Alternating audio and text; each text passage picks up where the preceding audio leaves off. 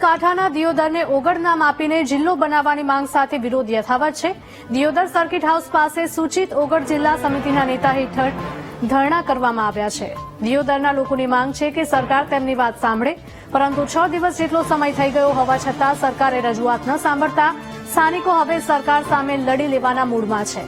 ધરણામાં સૂચિત ઓગળ જિલ્લા સમિતિના કાર્યકર્તાઓ અને ખેડૂતો સહિત મોટી સંખ્યામાં સ્થાનિકો જોડાયા। જ્યાં સુધી સરકાર વાત નહીં સાંભળે ત્યાં સુધી ધરણા યથાવત રાખવાની લોકોએ ચીમકી ઉચ્ચારી છે।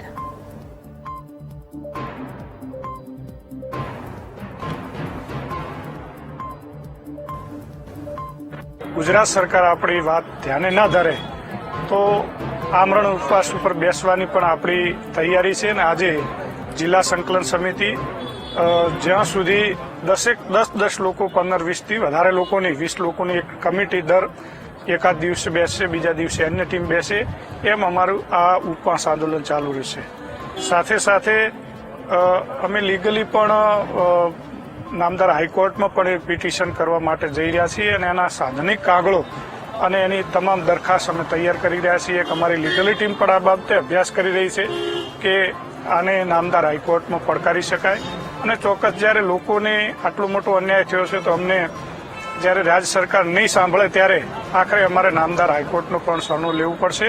આ ઓગળ જિલ્લાની માંગણીના વિરોધ પ્રદર્શનના ભાગરૂપે આજથી અમે અહીંયા ઉપવાસ આંદોલન ચાલુ કરેલ છે અને જ્યાં સુધી અમારી માંગણી ન સંતોષાય, ન્યાયની લડતની સરકાર સ્વીકાર ન કરે ત્યાં સુધી આ ધરણા અને ઉપવાસ આંદોલન ચાલુ રહેશે।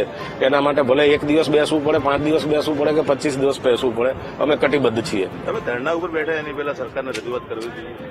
અમે 2 મહિના પહેલા બી સરકારને ડિટેલ રજૂઆત કરેલી છે। નોટ ઓનલી ડિટેલ રજૂઆત પણ આજુબાજુના તાલુકાની તમામ મોટી પબ્લિક સંસ્થાઓના લેટર પેડ ઉપર એમણે ઓગળ જિલ્લાની ને માં સંમતિ આપતા લેટર સાથે મુખ્યમંત્રીને રજૂઆત કરેલ છે અને કલેક્ટરમાં બી રજૂઆત કરેલ છે।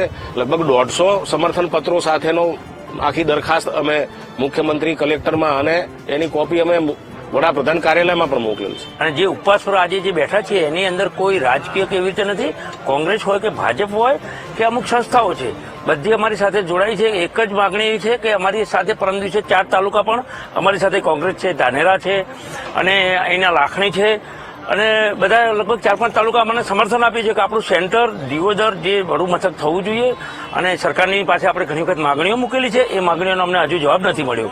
જેમ કે એક અચાનક આપણને એક જાહેર કરી નાખ્યું કે ભાઈ થરાદને અમે ના નથી પાડતા, થરાદને અમે આવકારીએ છીએ, પણ ભૌગોલિક દ્રષ્ટિએ લગભગ 2018 થી 2022માં અને માગણીઓ આપણી જે છે એનો વળતો જવાબ નથી મળ્યો। તો આજનો જે અમારો અનિશ્ચિત ઉપવાસ છે જેનો કોઈ ટાઈમ નક્કી નથી, પણ અમારી ઓગળ સમિતિ જે છે એ 10-15ની ટીમ જ્યાં સુધી અમને જવાબ નહીં મળે ત્યાં સુધી અમે ઉપવાસ પર બેઠેલા છીએ। બનાસકાંઠા જિલ્લાના વિભાજન બાદ દિયોદરમાં ઓગળ જિલ્લો બનાવવાની માંગ સાથે છેલ્લા 6 દિવસથી આંદોલન શરૂ થયા છે।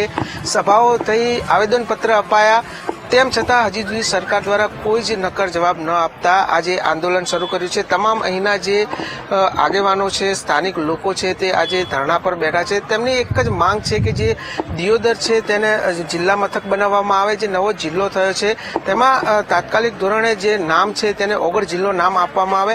આ તમામ માંગોને લઈ આજે 6થા દિવસે આ તમામ લોકો છે તે ધરણા પર બેઠા છે, સરકારની રાહ જોઈને બેઠા છે કે તેમના દ્વારા યોગ્ય જવાબ મળે અને તાત્કાલિક ધોરણે જે દિયોદર વિસ્તાર છે તેને જિલ્લા મથક બનાવવામાં આવે અને તેનું નામ છે તે ઓગળ જિલ્લો જાહેર કરવામાં આવે। દ્રશ્યમાં જોઈ શકો છો કે તેમને વિવિધ જે માંગણીઓ છે તે બેનરો સાથે અત્યારે તમામ લોકો હાથમાં માળા લઈને બેઠા છે અને તેમની માંગ છે ઓગળ જિલ્લો બનાવવાની તે હાલમાં સરકાર સામે મૂકી રહ્યા છે। ત્યારે કહી શકાય કે 6થા દિવસે જે આંદોલન છે તે પણ દિયોદર ખાતે યથાવત જોવા મળી રહ્યું છે।